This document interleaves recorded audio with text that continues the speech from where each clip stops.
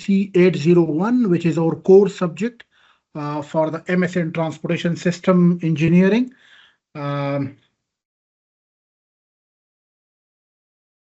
So how we will analyze this subject? So there will be a total of a 3 to 4 critical assignment or task, which will consist of a almost, or which will cover 10% of your subject marks.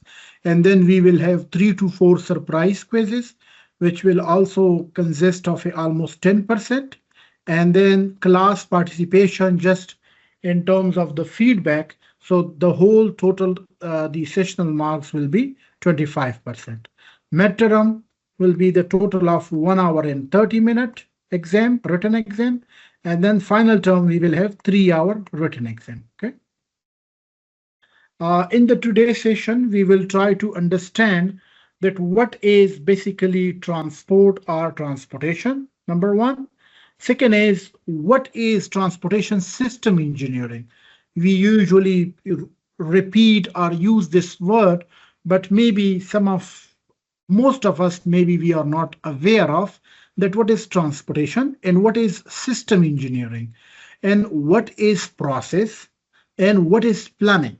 Okay, so all of them are different parameters which we will try to understand.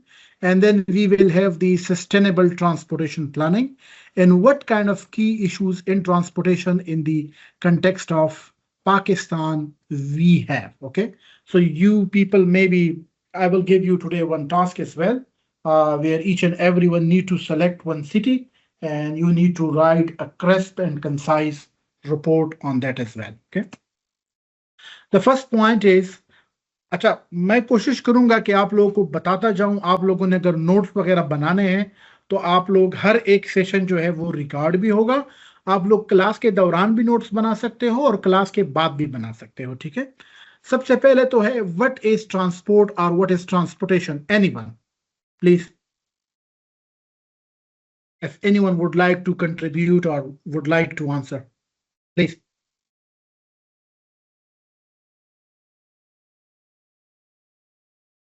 Am I audible? Sir, transport is the movement from one place to another place.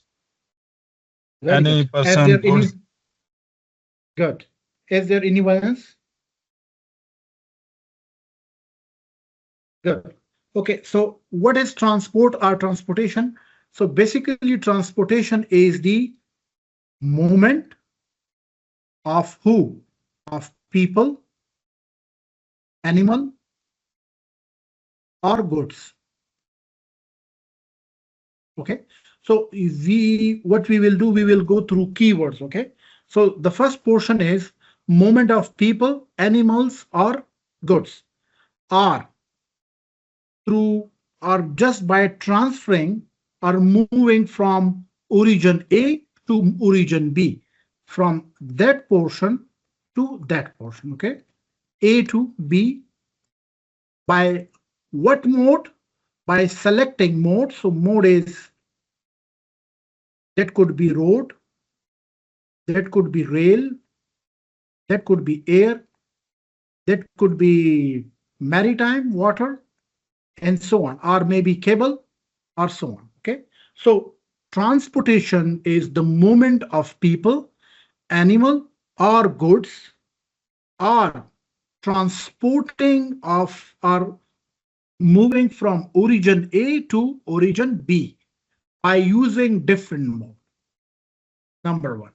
So whenever we are trying to understand transportation, so transportation is actually a system where we are talking about the interconnection. Interconnection किसके बीच में? ये जो 4 mode हम लोगों ने अभी explain कर दिए। इंटरकनेक्शन में जब भी हम इंटरकनेक्शन की बात करेंगे तो यहाँ पे हम व्हीकल की बात करेंगे, यहाँ पे हम ट्रांजिट की बात करेंगे, यहाँ पे हम मोड की जो शेप है, जिसके जरिए मोड की जो ट्रांसपोर्ट की मीडियम है, उसके बारे में हम बात करेंगे। ठीक है, तो नंबर 1 वो पार्ट उसका आ गया जहां पे वो मूव होता है, जिसको आम अल्फाज में हम व्हीकल भी कह सकते हैं, रोलिंग स्टॉक भी कह सकते हैं, या वो चीज जो आपकी मूव होती है। ठीक है, अब जिस तरह फॉर एग्जांपल रोड में आपकी व्हीकल आ गई, रेल में आपकी लोकोमोटिव आ गई, एयर में आपकी एरोप्लेन आ गया, मैरीटाइम में आपकी बोट्स, फेरीज, शिप्स आ गई। वो फैसिलिटी जिसके जरिए हम मूव होते हैं एफिशिएंटली एंड सेफली। ठीक है, तो दो इसके एस्पेक्ट है, एक मूवमेंट का एस्पेक्ट है और एक है आपके मोड का एस्पेक्ट। फिर जो आपका मूवमेंट का जो एस्पेक्ट है, इसके अंदर आपकी इंटरकनेक्शन आ जाती है। इंटरकनेक्शन में सबसे पहले जो पार्ट है वो आपका व्हीकल आ जाता है। अब सेकंड नंबर पे जो हम लोगों ने बात की ये मूवमेंट की। अब मूवमेंट क्या है, व्हाट इज मूवमेंट? जहां पे हम अपनी लोकेशन को चेंज करते हैं। ठीक है, या in a very simple word, movement is the kind of a fundamental way or the fundamental purpose of transportation where we have to change the location or which enable people to travel to different places or various destination। तो movement में क्या होगा, ए से B की जो movement होगी इसको हम मूवमेंट कहेंगे। जहां पे हम लोग, अब फॉर एग्जांपल ये ए बी है, यहां पे ये सी भी आ सकती है। ठीक है, तो एक आपका मोमेंट कवर हो गया, एक आपका मोड भी हो गया और एक आपकी व्हीकल भी हो गई। अब ये जहां पे ए की हम बात कर रहे हैं, बी की कर रहे हैं या फिर सी की कर रहे हैं, सो दैट मीन्स कि अगर हम रोड के बारे में बात कर रहे हैं, so we have the paved road, we have the pavement. और अगर हम ए बी सी की बात कर रहे हैं, so that means that we have the dedicated stops, location. तो यहां पे हम किसके बारे में बात कर रहे हैं, इंफ्रास्ट्रक्चर के बारे में। ठीक है, व्हाट इज इंफ्रास्ट्रक्चर? इंफ्रास्ट्रक्चर जो है ये हमारे पास वो फिजिकल फैसिलिटीज होती है जहां पे आपकी जो मोड्स होती है वो एफिशिएंटली और सेफली मूव करती है। ठीक है, तो moment, modes, interconnection, vehicle, infrastructure number 4, और फिर लास्ट में नंबर 5 पे ये सारी चीजें, जिस तरह आप बहुत सारे लोग जॉब कर रहे हैं, प्रोफेशनल्स हैं, और वो एक ऑपरेशन, एक मैनेजमेंट सिस्टम के जरिए चीजों को कंट्रोल करते हैं।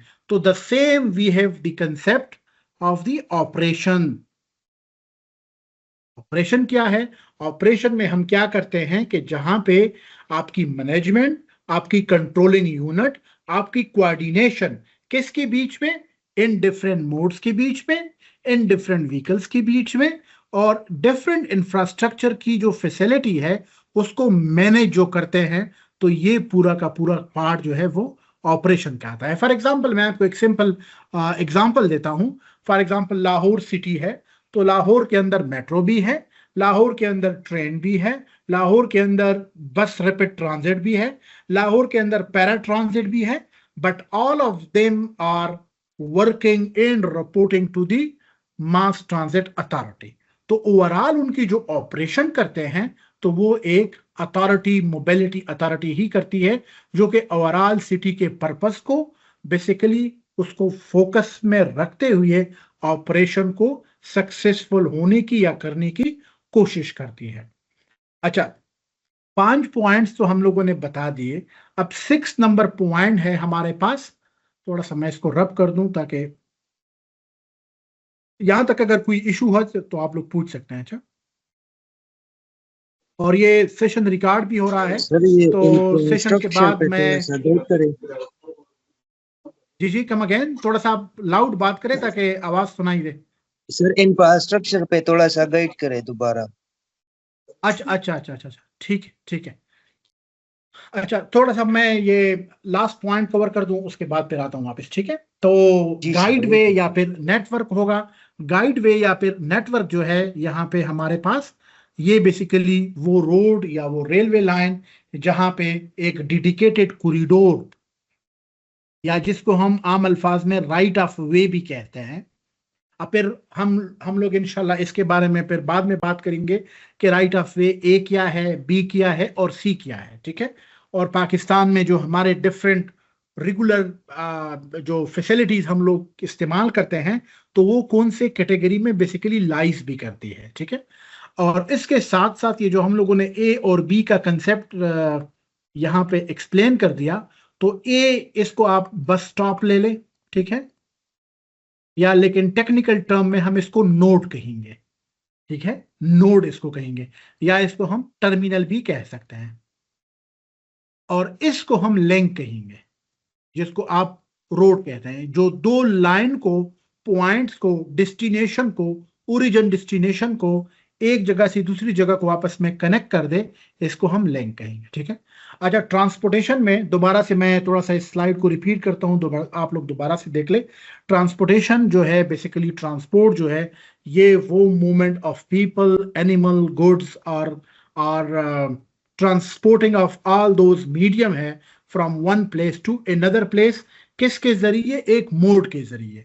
मोड कौन कौन से हैं हमारे पास? रोड है, रेल है, मेरीटाइम है और एयर है, या अभी जो मॉडर्न टेक्निक पे काम हो रहा है जिसमें आपकी केबल कार भी आ रही है, आपकी पाइपलाइन ट्रांसपोर्टेशन भी आ रही है, तो ये भी ट्रांसपोर्टेशन के अंदर। अच्छा, मैं आपको एक और फैसिलिटी के बारे में थोड़ा सा बता दूं। अभी चाइना के अंदर एक एक एक एक कुरियर बेस फैसिलिटी पे काम हो रहा है, जहां पे उसका कंसेप्ट ये है कि हाउ वी कैन मैनेज कि आप 1000 किलोमीटर दूर से एक सप्लायर से आपने जस्ट सामान क्लिक कर दिया और वो सामान आपको विद इन 24 आवर से पहले 1 आवर में वो सामान आप तक पहुंच गया। तो इस टेक्नोलॉजी पे भी काम हो रहा है, जिसको पाइपलाइन ट्रांसपोर्टेशन कहते हैं, जो कि आपके उसी ओरिजिन से आपकी उसी डेस्टिनेशन को डायरेक्ट आपस में कनेक्ट करेगा। बट अगेन, जिस तरह मेगालिफ का कंसेप्ट है, जिस तरह हाइपरलूप का कंसेप्ट है, तो ये स्टिल वो एक कंसेप्चुअल पार्ट है, स्टिल वो इम्प्लीमेंट नहीं हुआ। बट अगेन मूविंग ऑन के हम लोग सिर्फ और सिर्फ इसी ओल्ड एग्जिस्टिंग ऑब्सोलीट सिस्टम में फंसे हुए हैं। तो जो बेसिकली रिसर्च का जो फोकस है from transporting from origin A to origin B, तो अभी वो आहिस्ता आहिस्ता चेंज हो रहा है, ठीक है। अच्छा, सेकंड हम लोगों ने बात कर दी मूवमेंट की। Movement, MOVEMENT, movement. मूवमेंट जहां पे होगा तो इसका बेसिक पर्पस ये है कि हम किस तरह एक पॉइंट से दूसरे पॉइंट तक पहुंच सके और डिफरेंट मोड्स को लेके, ठीक है। तो ये मूवमेंट होगी आपकी। अच्छा, इसमें दो कंसेप्ट होंगे, एक है स्टेगनेंसी का और एक है डायनामिज्म का। तो जो स्टेगनेंसी का जो कंसेप्ट है बेसिकली, तो इसमें आपकी जो भी मूवमेंट होगी वो बेसिकली जीरो होगी।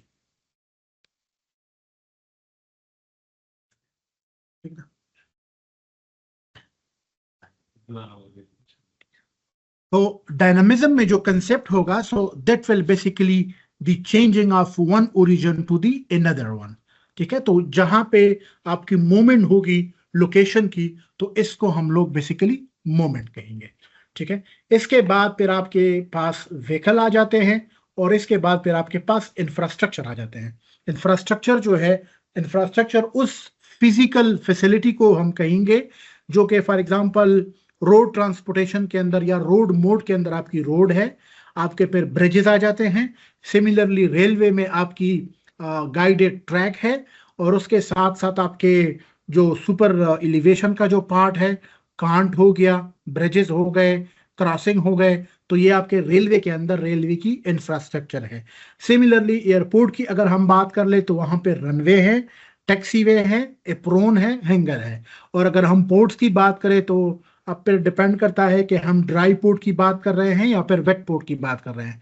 अगर ड्राई पोर्ट है तो वो किस मोड के साथ कनेक्टेड है, अगर वेट पोर्ट है तो वहां पे किस टाइप के क्रेन, कन्वेयर बेल्ट, ये सारे पार्ट्स वहां पे इंस्टॉल्ड है ताकि एक जगह से दूसरी जगह मूवमेंट हो सके, ठीक है। तो ये इंफ्रास्ट्रक्चर का पार्ट है। आई होप कि नाउ ये थोड़ा सा क्लियर हो गया होगा। अच्छा, यहाँ पे TU Delft, technical university of Delft, Netherland की एक बहुत बड़ा एक ट्रांसपोर्टेशन का इदारा है, तो वहाँ पे हमारे एक प्रोफेसर है, तो वो आमतौर पे होते हैं, तो उसने ये रिसेंटली शेयर किया था, तो मैं आप लोगों के साथ थोड़ा सा इसको भी शेयर करता हूँ ताकि आप लोग थोड़ा सा खुद से इसको देख लें और उसको समझ लें कि जो बेसिकली मोबिलिटी का जो पार्ट है वो सिर्फ और सिर्फ ये है मूवमेंट का।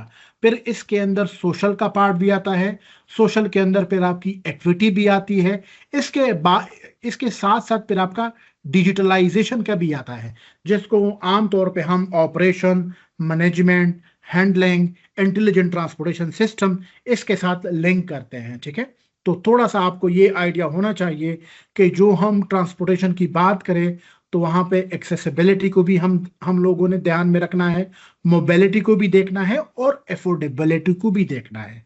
तो ये तीन चीजें जो है ये ट्रांसपोर्टेशन की अंदर सबसे ज्यादा इंपॉर्टेंट है।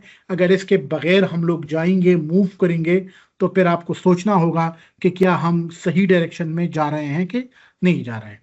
तो इसके साथ साथ ये 10 डायमेंशन है, ठीक है, इसको भी आपने एक्सक्लूड करना है, इंक्लूड करना है अपने काम के अंदर जब भी हम लोग वहां पे मेजर करेंगे। ठीक है, अच्छा ये जो हमारे प्रोग्राम का नाम है why it is system engineering, या ये ट्रांसपोर्टेशन क्यों नहीं है, या ये ट्रांसपोर्टेशन सिस्टम क्यों नहीं है, या ये ट्रांसपोर्टेशन इंजीनियरिंग क्यों नहीं है, या ये सिर्फ और सिर्फ रोड इंजीनियरिंग क्यों नहीं है स्पेसिफिकली। तो ट्रांसपोर्टेशन के अंदर जी जी कोई सवाल है आपका? Any question? अच्छा ठीक है, तो ट्रांसपोर्टेशन सिस्टम इंजीनियरिंग जो है ये बेसिकली अप्लाई होता है जहां पे आपके डिफरेंट साइंटिफिक प्रिंसिपल्स, आपकी प्लानिंग, आपकी डिजाइन, आपकी ऑपरेशन, आपकी मैनेजमेंट, ये सारी चीजें आपस में जब कनेक्ट हो और ये एक सिस्टम बना दे कि ये सिस्टम आपस में किस तरह इंजीनियर्ड है to give you the end product. End product क्या है? To provide the safe, efficient, economic and environmental friendly modes, जहां पे लोग जो है एक जगह से दूसरी जगह जा सके। ठीक है, तो ये इसके अंदर ट्रांसपोर्टेशन सिस्टम इंजीनियरिंग की कोर या बेसिक डिफिनीशन हो गई। इसके बाद ट्रांसपोर्टेशन सिस्टम के की एस्पेक्ट क्या है? ठीक है, सबसे पहले तो आपने प्लानिंग करनी है, नंबर 1। ठीक है, प्लानिंग क्या है? प्लानिंग में हम ये देखते हैं कि हाउ वी कैन प्लान और develop the strategies for the future transportation या इंफ्रास्ट्रक्चर, जहां पे हम जो सोसाइटी की नीड्स है और जो हमारी इकोनॉमिक नीड्स है उनको हम बैलेंस कर सके। तो नंबर 1 पार्ट इसका हो गया प्लानिंग का। ठीक है, सेकंड पार्ट है इसका डिजाइन का। डिजाइन जो है जहां पे हम ये कोशिश करते हैं कि किस तरह एक डिटेल्ड प्लानिंग कर सके, जहां पे सिर्फ ये ना हो कि अभी 5 साल के लिए वो प्रोजेक्ट चले और फिर 5 साल के बाद दोबारा से हमें सोचना पड़े, ताकि कम से कम वो 10 से लेकर 20 सालों तक वो उसी सिटी की इनहेबिटेंस पॉपुलेशन के मुताबिक हो और लोगों को फैसिलिटेट करें। और थर्ड जो है फिर हमारे पास वो है ऑपरेशन का। ऑपरेशन जो है जिस तरह हम लोगों ने स्लाइड नंबर 2 में भी एक्सप्लेन कर दिया, जहां पे वो लोगों की डेली मूवमेंट को देख सके। अब मैं एक सिंपल सा एक एग्जांपल आपको देता हूं। फॉर एग्जांपल 9 बजे यूनिवर्सिटी शुरू होती है, तो ऑलमोस्ट 6000 स्टूडेंट है पाक अफचे के अंदर। ठीक है, और जिसमें तकरीबन 300 गाड़ियां आती है फैकल्टी की, और मोर देन 100 बसेस है, और जिसमें से लोकल जो वेगन टाइप के, कोस्टर टाइप के हैं, वो तकरीबन 200 होंगे। ठीक है, बुलान टाइप की जो, जिसको हम आम अल्फाज में खीरी डब्बे कहते हैं। तो आप इमेजिन करें कि अगर 6000 लोगों की मूवमेंट हो मेन गेट की एंट्रेंस पे यहाँ पे, और इसके साथ साथ 500 से 600 गाड़ियां ये भी हो, तो आपका जो पीक आवर बनेगा तो वो 0850 से लेकर 0930 तक एक्सट्रीम आपका पीक आवर बनेगा। अब यूनिवर्सिटी की establishment, registrar section, registrar portion, establishment उसको किस तरह डील करती है। क्या वो 300 फैकल्टी मेंबर को ये कहती है कि आप लोग इस तरह करें कि 9 बजे से पहले पहले आए, ताकि कम से कम आपकी गाड़ियां यहाँ पे मेन एंट्रेंस पे ना हो, बसेस को गेट से बाहर रोके, ये बुलान केरी डब्बे को भी पार्किंग बनाएं, ताकि स्टूडेंट 6000 लोगों की जो मूवमेंट हो मेन कॉरिडोर पे वो हसल फ्री हो। ये एक छोटा सा मैं एग्जांपल दे रहा हूं ऑपरेशन का, मैनेजमेंट का। सिमिलरली जो लोग पैरा ट्रांजिट अथॉरिटीज के अंदर काम कर रहे हैं उन लोगों ने फिर ये देखना है कि आपके पीक आवर क्या है, पीक आवर के अंदर आपकी क्या स्ट्रेटेजी है। फॉर एग्जांपल अगर मैं आपसे सवाल पूछ दूं कि पीक आवर क्यों आपने इधर ट्रांसपोर्टेशन प्लानर किस तरह आपने उसको टैकल अप करना है, do you have any suggestion for that, anyone? कोई है जो बता सके कि आपने पीक आवर को किस तरह टैकल करना है? आवाज आ रही है सबको कि नहीं? यस सर, आवाज आ रही है सर। बेसिकली हमने देखना है कि हमारी पैसेंजर डिमांड्स क्या है, तो उसके हिसाब से हम अपने जो ट्रांजिट यूनिट है वो प्लान करेंगे, ताकि हम कंफर्टेबली उनको एक जगह से दूसरी जगह पे उनकी डेस्टिनेशन तक मूव करवा सकें। नहीं नहीं यासीन साहब, ये जवाब नहीं है। और कोई? ये तो आप ये बात कर रहे हो कि अगर आपके पास फॉर एग्जांपल 20 गाड़ियां हैं और उसी दौरान में आपको 100 गाड़ियों की जरूरत होगी, तो आप किस तरह मैनेज करोगे? आपने लिमिटेशन को हमेशा के लिए आपने माइंड में रखना है। सर। हाँ, लिमिटेशन सर, और रिसोर्सेज का ये, जी जी, हमने सर लिमिटेशन का अपने ये मकसद जितने बिल्कुल भी नहीं है कि फॉर एग्जांपल आपको 20 गाड़ियों की जरूरत है और आप वहां पे 60 लगा दे सिर्फ 1 घंटे के लिए या फिर आधे घंटे के लिए। तो आपने as a system engineer, as a system planner आपने जवाब देना है, how we can tackle the peak hour. Basically sir हम ऑप्टिमाइज करेंगे ना अपने ऑपरेशंस को बेस्ड ऑन डिमांड, मैक्सिमम जितना हम उसको। यासीन साहब, एक स्पेसिफिक रूट पे आपके पास 20 गाड़ियां हैं, 20 की 20 गाड़ियां आपकी ऑपरेशन के अंदर है, वो मूवमेंट कर रही है। अभी आप बताएं कि आपने किस तरह इसको मजीद मैक्सिमाइज करना है। जी शाहीन बताएं। सर इसकी हेडवे टाइमिंग रिड्यूस करेंगे, हेडवे टाइमिंग रिड्यूस करेंगे सर ट्रांजिट में। मैंने देखा था सबको। ठीक है, इसके बारे में आप लोग थोड़ा सा सोच लें कि अगर हमारे पास पीक ट्रैफिक हो, डिमांड हो, उसको हम लोगों ने किस तरह टैकल अप करना है। ठीक है, अच्छा, ये ट्रांसपोर्टेशन सिस्टम इंजीनियरिंग के गोल्स क्या है? काइंडली आप लोग अपने माइक को बंद कर दे प्लीज। जी, ट्रांसपोर्टेशन सिस्टम इंजीनियरिंग के आपके पास गोल्स क्या है? गोल्स हमारे यही है, नंबर 1 के to ensure the safety of the transportation, और आल्सो सेफ्टी ट्रांसपोर्टेशन के साथ साथ हमारे जो यूजर्स है वो भी सेफ हो, नंबर फर्स्ट। सेकंड क्या है कि आपने एफिशिएंसी को बढ़ाना है। एफिशिएंसी को आपने किस तरह बढ़ाना है? हाउ वी कैन इंक्रीज या बढ़ा सके द मूवमेंट और the flow of the people एक ही गुड्स के या उसी एग्जिस्टिंग इंफ्रास्ट्रक्चर के अंदर, ताकि हम डिले को कम से कम कर सके। कन्वीनियंस को आपने बढ़ाना है, किस तरह हम easy and accessible and affordable transportation को इंश्योर कर सकते हैं, और आपने किस तरह इकोनॉमी को बैलेंस करना है। इसका ये मकसद बिल्कुल नहीं है जिस तरह मैं आपसे टिपिकल सवाल पूछूं कि आपने किस तरह उसको कंजेशन को, जेम को आपने टैकल अप करना है। तो इसका ये मकसद बिल्कुल नहीं है कि आपके पास अगर 20 गाड़ियां हैं तो आप 60 गाड़ियां आप चला दें। ठीक है, नहीं नहीं, आप लोगों ने स्मार्ट जवाब देना है। तो ये आप लोगों का टास्क भी है, आप लोगों ने ये बताना भी है मुझे कि हम सिस्टम इंजीनियरिंग के मुताबिक, अब देखो इसमें से आपके पास डिफरेंट ऑप्शंस है, थोड़े से मैं आप लोगों को बता देता हूँ। एक तो उसमें हम डिफरेंट फेयर सिस्टम इंट्रोड्यूस कर सकते हैं। तो फॉर एग्जांपल अगर मेरी ऑफिस 9 बजे है, तो अगर मैं घर से 8 बजे निकल जाऊं और वहां पे पीक और मैं ना बढ़ाऊं, बजाय कि मैं 100 रुपए पे करूं रेगुलर के हिसाब से, तो वाई नॉट कि आप अगर मुझे 8 बजे से पहले पहले मैं इंटर कर लूं सिस्टम के अंदर, तो then I will pay for example 50 rupees. तो एक आम आदमी के लिए जिसकी तनख्वाह 30 से 40 हज़ार रुपए होती है, तो उसके लिए 50 रुपए पर डे के हिसाब से बहुत बड़ी अमाउंट होती है।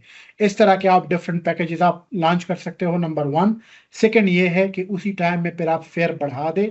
थर्ड ये है कि आपने ये देखना है कि फॉर एग्जांपल यूनिवर्सिटी है, स्कूल्स है, कॉलेजेस है, उनकी टाइमिंग को भी आपने देखना है, उनके साथ भी फिर आपने बात करनी है। तो ये डिफरेंट आपके ऑपरेशन के लिहाज से, कंट्रोलिंग के लिहाज से डिफरेंट पैरामीटर्स हो सकते हैं। तो उसके बारे में फिर आपने थोड़ा सा अपना अपना माइंड यूटिलाइज करना है और कुछ ना कुछ लिटरेचर रिव्यू भी आपको चाहिए, ठीक है। अच्छा, आमतौर पे हम बात करते हैं कि ट्रांसपोर्टेशन प्रोसेस या प्लानिंग बेसिकली होता क्या है। ट्रांसपोर्टेशन प्लानिंग जो है is basically the process of looking के उसी कंट्री के अंदर, उसी सिटी के अंदर what is the current state of transportation उसी रीजन के अंदर। नंबर 1, करंट स्टेट क्या है, what we want to achieve,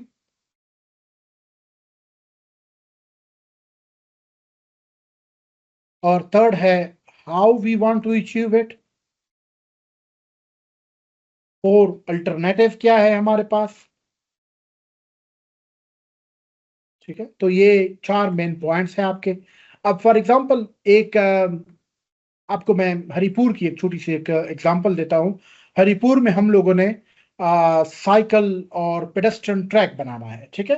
तो हमारा विजन और गोल है कि how to promote non motorized transportation in Haripur, या how to install the infrastructure in Haripur, number 1। अब ये हमारा विजन और गोल है।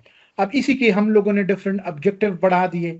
ऑब्जेक्टिव फॉर एग्जांपल क्या है परफॉर्मेंस के, वो ये है कि for example hypertension, sugar level, cholesterol, ये सारी चीजें लोगों की बढ़ रही है। और उसका मेन रीजन ये है कि यहाँ पे करीब में कोई रिक्रिएशनल स्पॉट नहीं है। तो ये एक तो हम ये करें कि एक रिक्रिएशनल स्पॉट को हम लोगों ने थोड़ा सा इंटैक्ट रखना है ताकि वो बड़ा बना सके। और सेकंड ये कि एग्जिस्टिंग इंफ्रास्ट्रक्चर के अंदर आपकी पेडेस्ट्रियन और आपकी साइकिल ट्रैक भी बन जाए। अब थर्ड नंबर पे आपने आइडेंटिफिकेशन कर दी कि कहाँ कहाँ पे आपने ये एनएमटी की नॉन मोटराइज ट्रांसपोर्ट के मतलब साइकिल के आपने ट्रैक बनाने हैं, ठीक है। और कहाँ पे आपने पेडेस्ट्रियन के बनाने हैं, और कहाँ कहाँ पे पॉसिबल है और कहाँ पे पॉसिबल नहीं है, और कौन कौन से अल्टरनेटिव है। अल्टरनेटिव 1 क्या है, 2 क्या है, 3 क्या है और 4 क्या है। अब इन पे लागत कितनी आएगी, कास्ट कितना होगा, और उसके साथ साथ कितना टाइम लगेगा, इसकी एनालिसिस फिर आपने करनी है। फिर आपने प्लान की अप्रूवल लेनी है। अप्रूवल में वो डिपेंड करता है कि आप प्रोविंशियल गवर्नमेंट को आप उनका प्रोजेक्ट है, फेडरल का प्रोजेक्ट है। फिर आपने लीगल सिस्टम को भी आपने फिर देखना है। फिर वहाँ के जो सिलेक्टेड मेंबर ऑफ पार्लियामेंट होंगे, मेंबर ऑफ सेनेट होंगे, उनको भी फिर आपने देखना है। और फिर आपने प्रोग्राम को डेवलप करना है, और फिर उसको इनिशिएट करना है, और फिर उसको मॉनिटर करना है। तो ये एक ट्रांसपोर्टेशन प्लानिंग का एक प्रोसेस होता है, जहां पे हम लोग इस पॉइंट नंबर 1 से शुरू होते हैं, 2, 3, 4, 5, 6, 7, 8, 9, इसको हम आम अल्फाज में ट्रांसपोर्टेशन प्लानिंग प्रोसेस कहते हैं, या इसको हम 9 स्टेप प्रोसेस भी कह सकते हैं, ठीक है। तो आपने एज अ सिस्टम इंजीनियर ये पॉइंट्स कम से कम आपको आपके माइंड में होने चाहिए कि सबसे पहले हम लोगों ने विजन बनाना है, उसी विजन और गोल के फिर ऑब्जेक्टिव होंगे, उसके बाद फिर हमने उसकी नीड को आइडेंटिफाई करना है, फिर हमने उसके डिफरेंट अल्टरनेटिव बनाने हैं कि 1, 2, 3, 5 ये आपके डिफरेंट ऑप्शंस है। और फिर हम लोगों ने उसकी एनालिसिस करनी है कि इस पे कितना कास्ट आएगा, कितना टाइम लगेगा, उसमें हिडन पैरामीटर्स कौन कौन से हैं, कौन से काम हो सकते हैं, कौन से काम नहीं हो सकते, इसकी अप्रूवल कौन करेगा, प्रोग्राम डेवलप किस तरह होगा, और उसकी फिर हम लोगों ने उसको मॉनिटर किस तरह करना है। तो ये सारी चीजें जो है वो एक ट्रांसपोर्टेशन प्लानिंग प्रोसेस के अंदर होती है, ठीक है। अच्छा, कोई भी हम लोग जब प्लानिंग या कोई भी एक छोटा सा प्रोजेक्ट बनाते हैं, जिस तरह अभी आप लोगों को मैंने एक एग्जांपल दे दी एनएमटी और पेडेस्ट्रियन ट्रैक की, तो हमारा विजन क्या है। सबसे पहले तो आपने एक विजन को एस्टेब्लिश करना है। विजन एक बहुत ब्रॉडर लेवल का एक होता है, जिस तरह ये विजन है, फिर इसके अंदर इसका मिशन आ जाता है, मिशन 1 और मिशन 2। और फिर इसके सब गोल आते हैं, सब गोल 1 2 3, और फिर इसके सब इंडिकेटर आते हैं। फिर हम लोगों ने नंबर 1 क्या है कि जब भी इस विजन को हम इस्टेब्लिश करते हैं तो ये बेसिकली वो स्टेटमेंट, वो पर्पस या वो ड्रीम या वो आइडियल कंडीशन होती है जो कि हम लोग बेसिकली जाना चाहते हैं इन द नेक्स्ट, और we want to achieve that part in the next 5 to 10 year. तो ये आपका विजन है नंबर 1, ठीक है।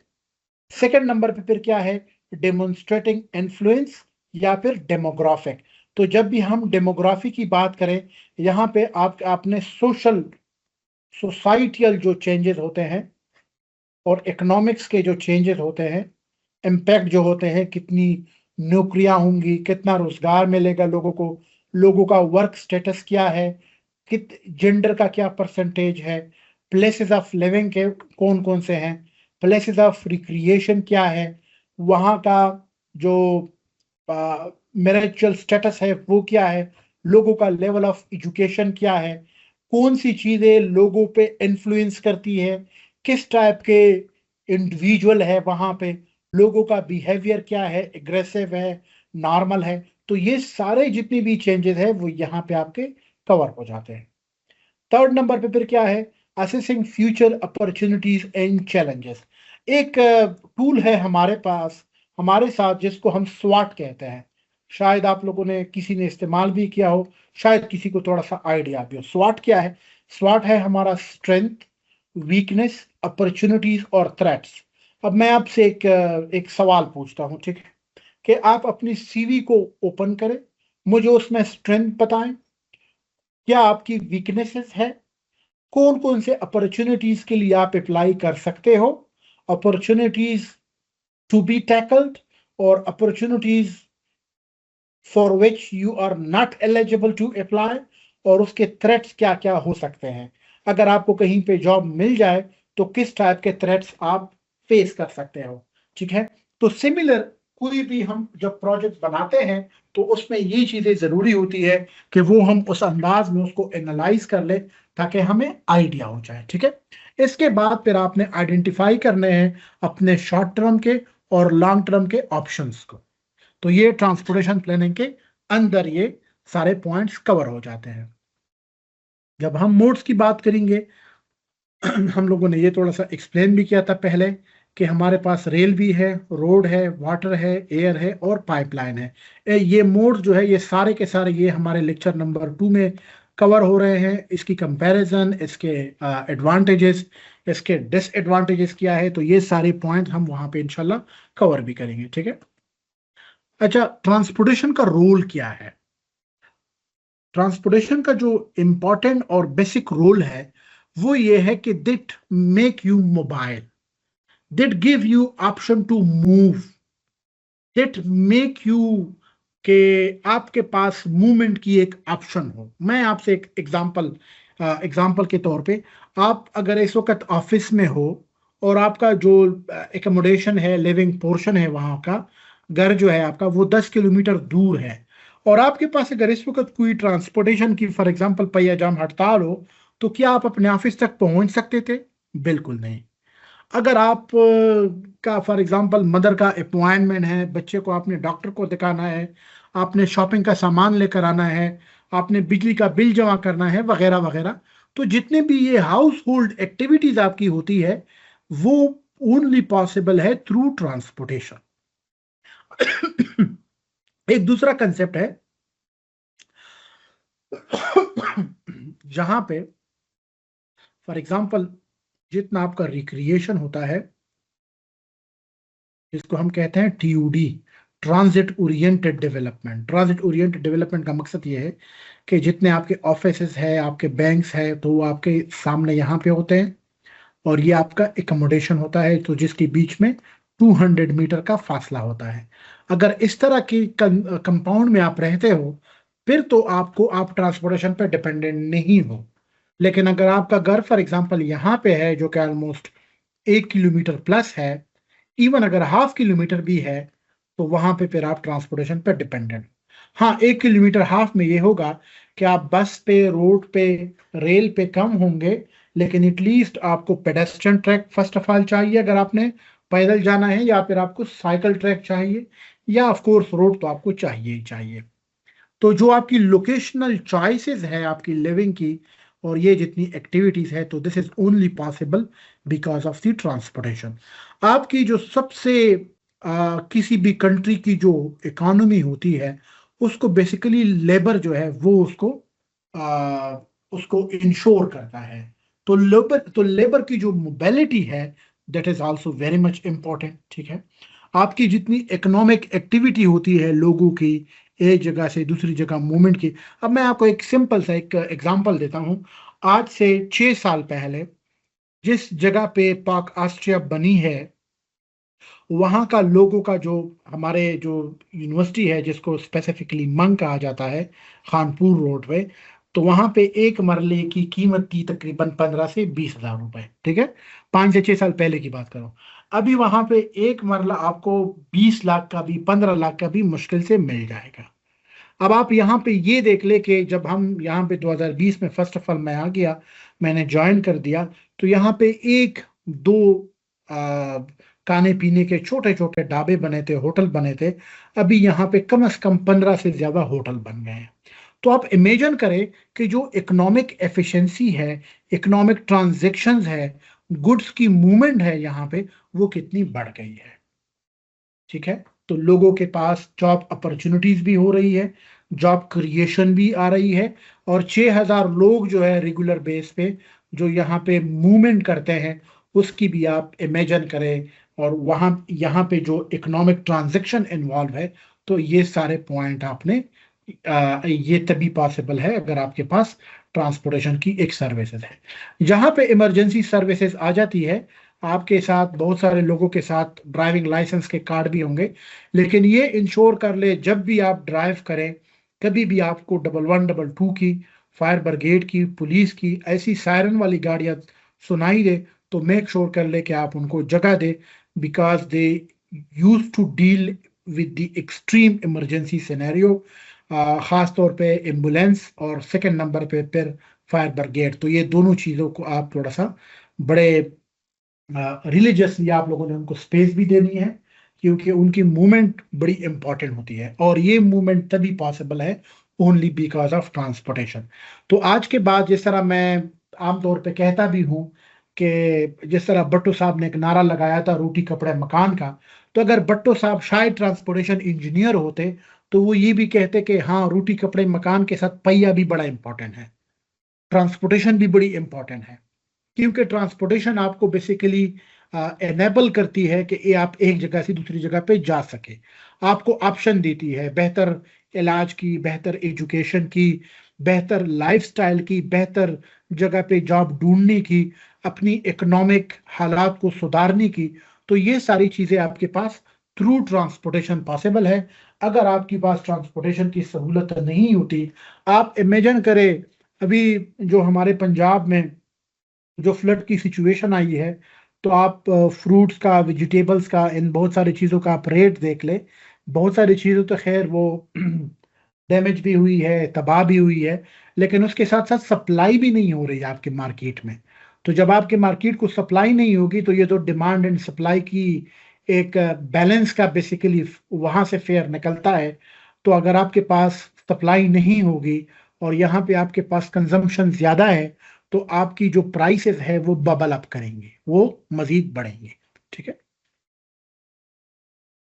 ये अभी आप लोगों ने पढ़ भी लिया। कोई भी प्रोजेक्ट जब इनिशिएट होता है, सबसे पहले हम उसकी स्टडी करते हैं और एक गैप ढूंढते हैं कि वो गैप क्या है।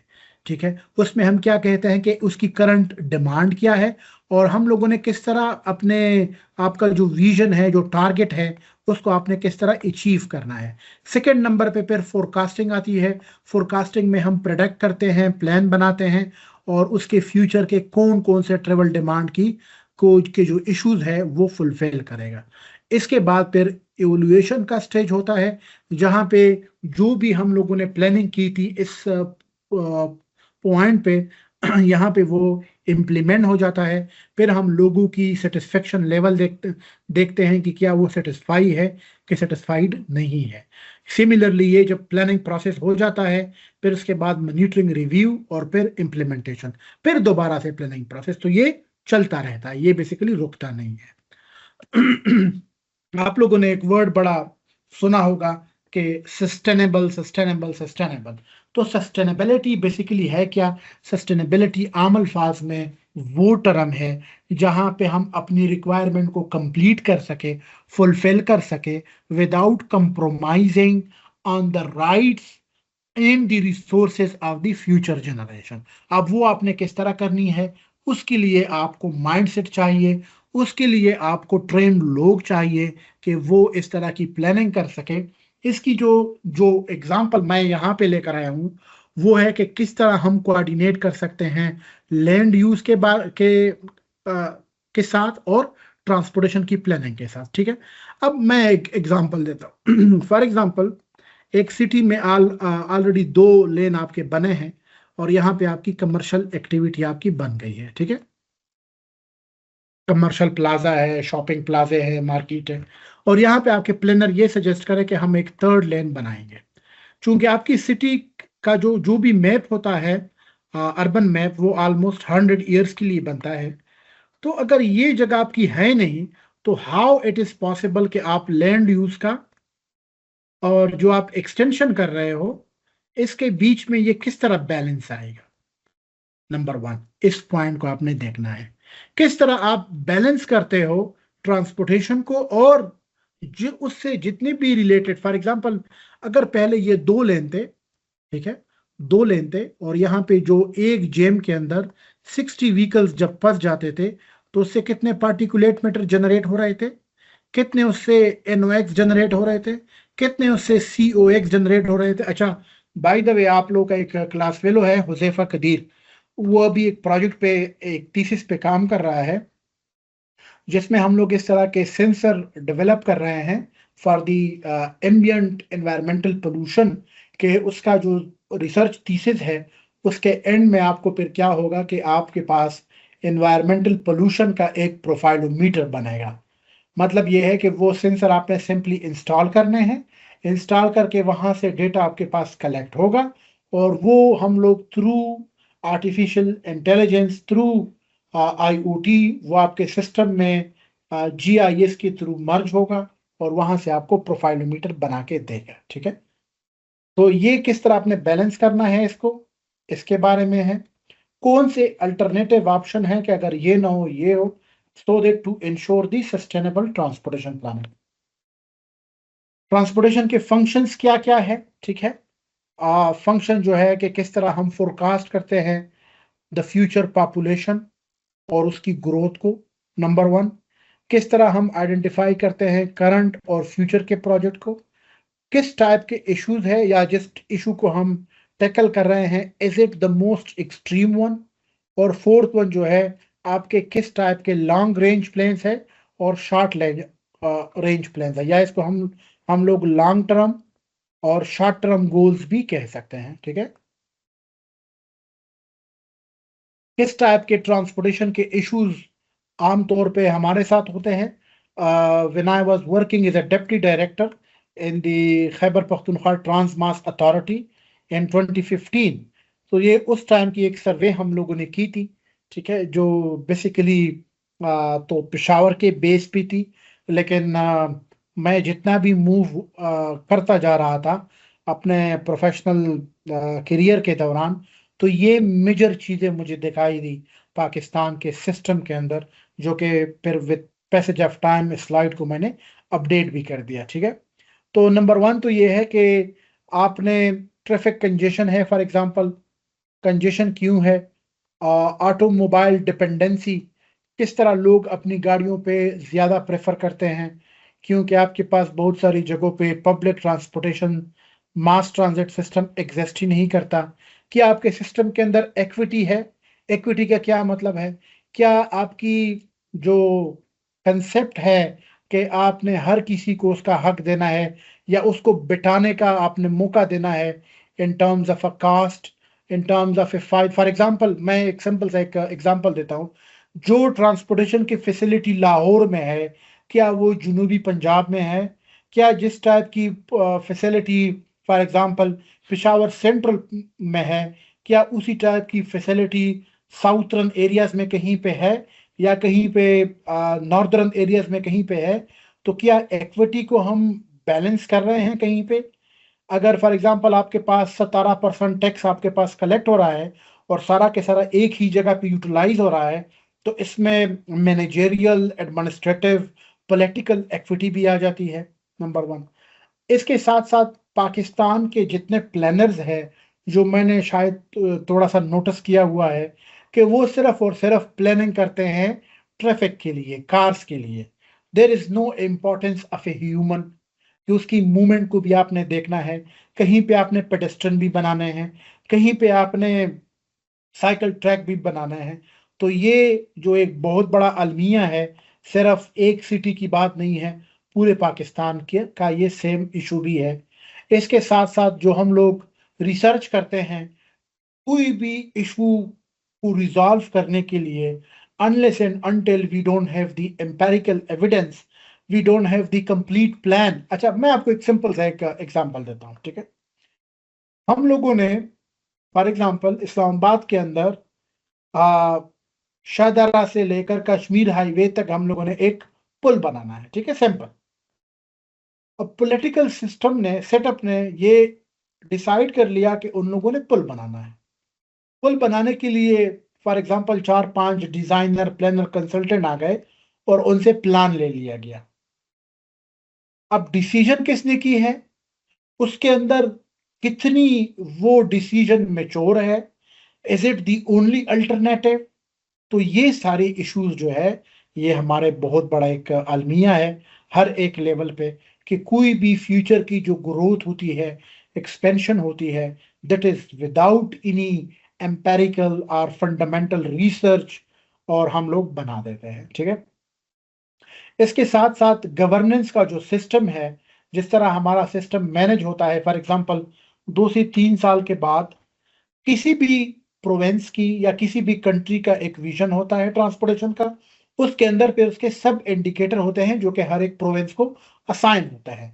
फिर प्रोविंस वही इंडिकेटर अपने सिटीज को दे देता है, और cities through local administration, municipal authorities उसको इंश्योर करती है।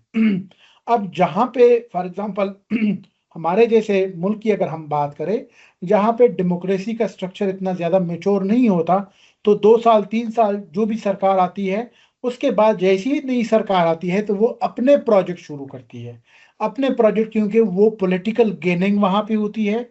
और यहाँ पे जो इतना पब्लिक मनी ऑलरेडी स्पेंड, मैं इसकी एक एग्जांपल देता हूँ आपको। अच्छा, इसकी मैंने एक आर्टिकल लिखा था 2015 में, फिर मैं 2016 में मैंने रिजाइन दिया, तो फिर मैं थोड़ा बहुत मुंसलिक रहा बीआरटी के साथ, पेशावर के साथ। तो ये जब बन रही थी यहाँ पे, तो 2015 में उन लोगों ने क्या किया था, 3.5 करोड़ के वहां पे डिफरेंट पेशावर के ब्यूटिफिकेशन के नाम पे दरख्त लगा दिए, ठीक है? 7 से 8 महीने के बाद वो जहां पे वो दरख्त बने थे, वहीं पे बीआरटी की कॉरिडोर आ गई, सारे के सारे दरख्त फिर कबाड़ खाने में चले गए। उसके बाद फिर जब वो चीज बन गई, उसके बाद फिर इनको पता चला कि ड्रेनेज का सिस्टम भी हम लोगों ने नहीं बनाया। फिर दोबारा से ड्रेनेज सिस्टम शुरू हो गया। तो ड्रेनेज सिस्टम जब स्टार्ट हुआ, तो अंग्रेज के टाइम का एक सिस्टम था जिसको शाही कट्टा कहते थे, ये शायद मैंने स्टोरी पहले भी सुनाई होगी। तो इन लोगों ने जब एशियन डेवलपमेंट बैंक के साथ वो प्रोजेक्ट 3 से 4 अरब का कंप्लीट कर दिया, फिर इनको बाद में पता चला कि जो इन लोगों ने ड्रेनेज सिस्टम बनाया हुआ है, वो शाही कट्टे से कम 10 फुट ऊपर है, और जो पुराना नेचुरल सिस्टम है वो 10 फुट नीचे है। तो वो प्रोजेक्ट भी जी उड़ गया, ठीक है? तो अभी आप लोग देख ले, तो ये जो गवर्नेंस का जो स्ट्रक्चर है ना, ये 2 पॉइंट ये बड़े आपस में ना मर्ज करते हैं आपस में। ये सिर्फ एक पेशावर की स्टोरी नहीं है, ये तकरीबन हर एक जगह का ये सेम कंसेप्ट है, ठीक है? अब फॉर एग्जांपल अभी एक नया प्रोजेक्ट पे काम हो रहा है जिसको हम लोग मरी ग्लास ट्रेन के नाम से जाने जाते हैं। तो यहाँ पे उसकी एडमिनिस्ट्रेशन दूसरी 3 दफा आ गई। तो बाहर के इशफाक साहब के थ्रू जो लोग जानते हैं तो उनके थ्रू उसने उनकी हेल्प कर दी पाकिस्तान रेलवे से एनओसी दिलवाने में वगैरह वगैरह। लेकिन जब आप उनसे ना टेक्निकली आप पूछे ना तो उनका टॉप नॉच एडमिनिस्ट्रेशन का क्या रिस्पांस होता है कि जी पॉलिटिकल प्रोजेक्ट है, अब हम पे पॉलिटिकल बड़ा प्रेशर है कि ये आपने बनाना है। तो ये जो इश्यूज है ना इसको आप लोगों ने थोड़ा सा टैकल अप करना है, और आपका जो रिस्पांस भी आए ना कहीं पे तो वो that should be based on the empirical conclusion. That should be not on के फॉर एग्जांपल फलां पार्टी ने ये किया था, डमकाने ने ये किया था। अबे दफा करो इनको, आप तो समझदार आदमी हो, आपका जवाब जो हो वो बेसिकली टेक्निकल होना चाहिए। सरकार किसी की भी आए इस मुल्क के लिए काम करे वो सबसे बेस्ट है, ठीक है, लोगों के लिए काम करे वो सबसे बेस्ट है, लेकिन आपका जो रिस्पांस आना चाहिए उसमें टेक्निकल एस्पेक्ट्स होने चाहिए, ठीक है। तो इसके साथ साथ फिर सेफ्टी और हेल्थ की भी जरूरत होती है, जहां पे हम पेडेस्ट्रियन ट्रैक्स लेते हैं, साइकिल ट्रैक्स लेते हैं, क्या उसमें आपस में फिजिकल सेपरेशन कोई बनी है कि नहीं। अगर ये मेन रोड है और यहाँ पे आपकी साइकिल गई हुई है, हमारी एक क्लास फेलो थी रिगीना, तो हमारे एक प्रोफेसर थे टेक्निकल यूनिवर्सिटी ऑफ म्यूनिख में, सीवन क्रेस्लिंग, वो ये लेक्चर दे रहा था। तो उससे किसी ने पूछा कि मास्को में जो रूस की कैपिटल है रशिया की, तो क्या वहां पे अगर हम साइकिल ट्रैक बना दे, तो वो हंसने लगी। फिर क्लास के बाद हम लोगों ने उससे पूछा कि आप क्यों हंस रही थी, तो उसने कहा वहां के लोगों का जो माइंडसेट बना है वो साइकिल वाइकल को जानते भी नहीं है। पेडेस्ट्रियन ट्रैक बने हैं लेकिन वो सिटी सेंटर से बहुत दूर के बने हैं। मतलब ये है कि जो उनकी इकोनॉमी बिल्ट हुई है that is completely based on the automobile dependency. लेकिन अगर आप ये सेम कंसेप्ट आप ले ले यूरोप के अंदर, जर्मनी के अंदर, फिनलैंड के अंदर, हॉलैंड के अंदर, तो वहां पे जो माइंड सेट है वो कंप्लीटली डिफरेंट है। हमारे प्रोफेसर जो कि BMW का CEO भी था, वो हमारे साथ म्यूनिख के अंदर ट्रेन में सफर करता था आमतौर पे, ठीक है। तो आप माइंड सेट भी देख ले।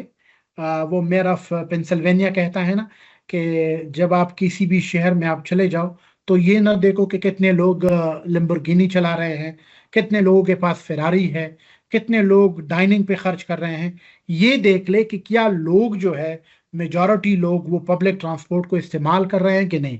अगर कर रहे हैं तो उनको कितना प्राउड है, उनको कितना फख्र है उस पर, ठीक है। तो ये सेफगार्डिंग ऑफ द पब्लिक जो है ये एक बहुत बड़ा फैक्टर है। नेक्स्ट आपके पास आ जाता है रिजिलियंस एंड सिक्योरिटी, ठीक है। तो क्या हमारे जो ट्रांजिट मोड्स है उसके अंदर क्या इस तरह की कोई सर्विस है कि वहां पे हम अपने पैसेंजर को भी बचा सके, और जो फॉर एग्जांपल कल्चरल नॉर्म्स हर किसी की रिस्पेक्ट रिगार्ड भी होती है। तो अगर इस तरह का कोई मिस हैप हो जाए तो उसके लिए पाकिस्तान लेवल पे, पाकिस्तान के कंटेक्स्ट के मुताबिक किस टाइप की फैसिलिटीज है, और लोग कितना रिलाय करते हैं पब्लिक ट्रांसपोर्टेशन पे। रिलायबिलिटी क्या है, रिलायबिलिटी क्या है? Is there anyone who can give me example?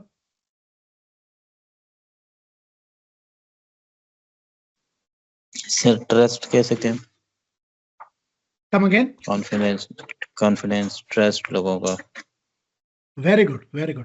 Reliability का बेसिक जो पर्पस है, मकसद है ट्रस्ट को अगर हम थोड़ा सा एलेबोरेट करें ना, तो थोड़ा सा इसको ये देख ले। अगर मेरी आपकी क्लास शुरू हो रही है 9 बजे, ठीक है, और आप जहां पे रहते हो वो फासला है 20 मिनट का, जो आपके पास टाइम टेबल आ रहा है वो है 8:30 पे गाड़ी ने आना है। तो अगर क्या ये आप कंफर्म हो, मतलब आप इतना रिलाय कर सकते हो नंबर 1 के 8:30 पे गाड़ी आएगी, नंबर 1, क्या वो आपको 20 मिनट में ही पहुंचा देगी?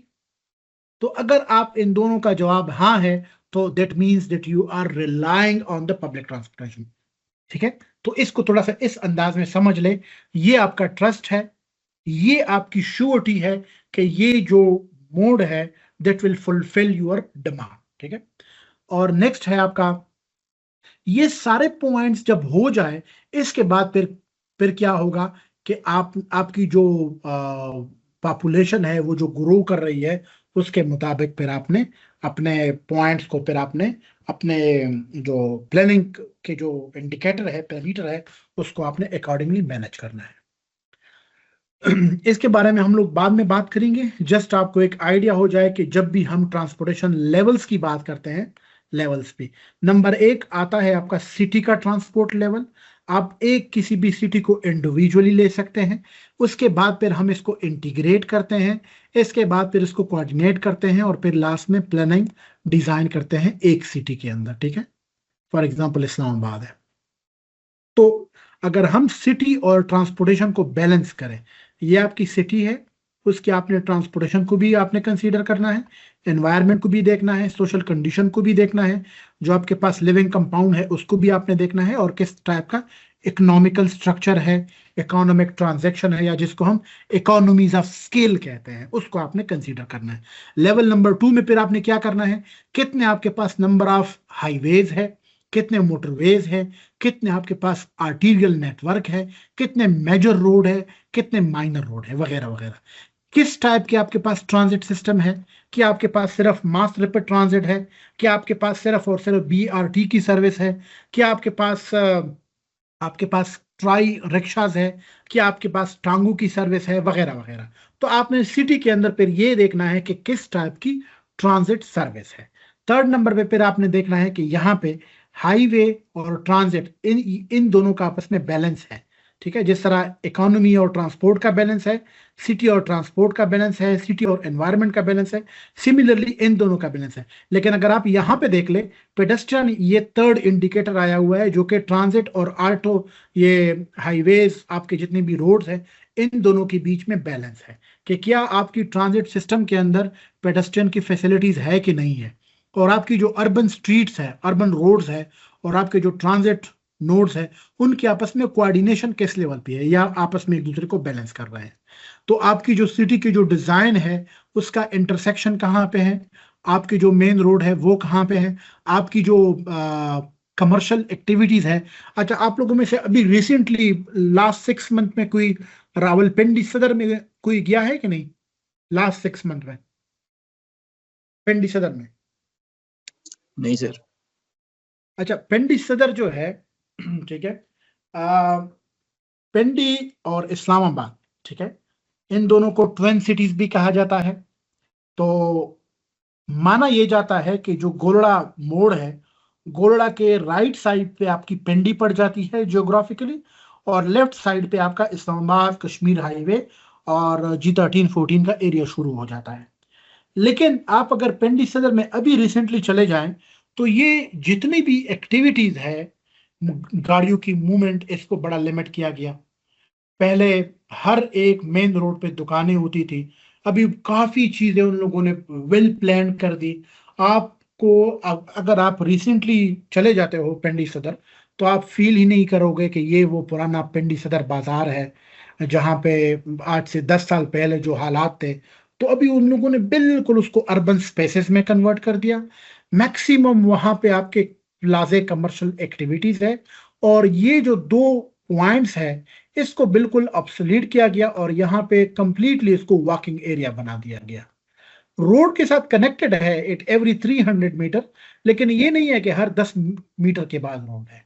ठीक है, तो ये आपने सिटी की ज्योग्राफी को, उसकी प्लानिंग ऑपरेशन के हिसाब से आपने उसको एडजस्ट करना होता है। आज का जो हमारा कंप्लीट लेक्चर था, इसके बारे में हम लोगों ने ट्रांसपोर्टेशन सिस्टम इंजीनियरिंग की बात की, सिस्टम प्लानिंग की बात की, सिस्टम मैनेजमेंट की बात की, सिस्टम डिजाइन की भी बात कर दी, रिलायबिलिटी, सेफ्टी, सिक्योरिटी की बात कर दी, फंक्शनैलिटी की बात कर दी, किस टाइप के फंक्शंस है, और इकोनॉमी की भी बात कर दी, और इसके साथ साथ मल्टी मॉडल इंटीग्रेशन, किस टाइप के 4 मोड्स है। आपका जो प्रोग्राम है, ये बेसिकली ये MSTSE master and transportation system engineering, ये बेसिकली इन सारे सिस्टम्स को आपस में मिलाता है, so that we can be और we could be on the same page कि हम कर क्या रहे हैं, क्यों कर रहे हैं। इसमें आपका सिस्टम का भी पोर्शन होगा, मैनेजमेंट का भी पोर्शन होगा, डिजाइन का भी होगा, फंक्शंस का भी होगा, और मल्टीमोडल इंटीग्रेशन का भी होगा। अब आज यहाँ तक टेक्निकल जो आपका लेक्चर था वो कंप्लीट हो गया है। अभी असाइनमेंट नंबर 1 जो है आपका, आपने क्या करना है कि डिफरेंट प्रॉब्लम्स को आपने आइडेंटिफाई करना है पाकिस्तान के अंदर। आप अपनी चॉइस की कोई भी सिटी को आप सेलेक्ट कर सकते हो। आज 29 सितंबर है, 15 अक्टूबर तक ये आपने जमा करना है। हाँ, ये मेक श्योर कर ले कि जो भी आप ये जिस तरह ये इश्यूज मैंने बनाए थे ना, ये अब आप ट्रैफिक कंजेशन की आप बात कर रहे हो ना, मान लो आपने लाहौर सेलेक्ट कर दिया, ट्रैफिक कंजेशन की आप बात करोगे तो एटलीस्ट आपने मुझे 2 रेफरेंसेस देने हैं, आर्टिकल के, कॉन्फ्रेंस पेपर के, या फिर एटलीस्ट अखबार के, जहां पे आप अपने पॉइंट को जस्टिफाई कर लें। तो जो फॉर एग्जांपल आपने 4 से 5 या 10 आपने पॉइंट बनाने हैं, तो कम से कम 10 आपके रेफरेंसेस भी होने चाहिए।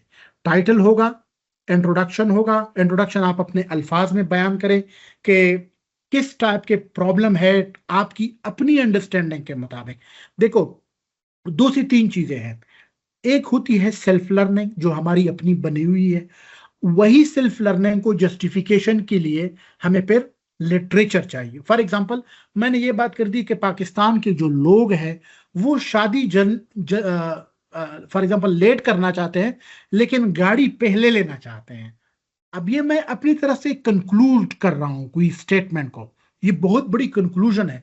इसको जस्टिफाई करने के लिए मुझे कोई रेफरेंस चाहिए, तो ये आपने बयान करना है कि ये स्टेटमेंट किसके मुताबिक है।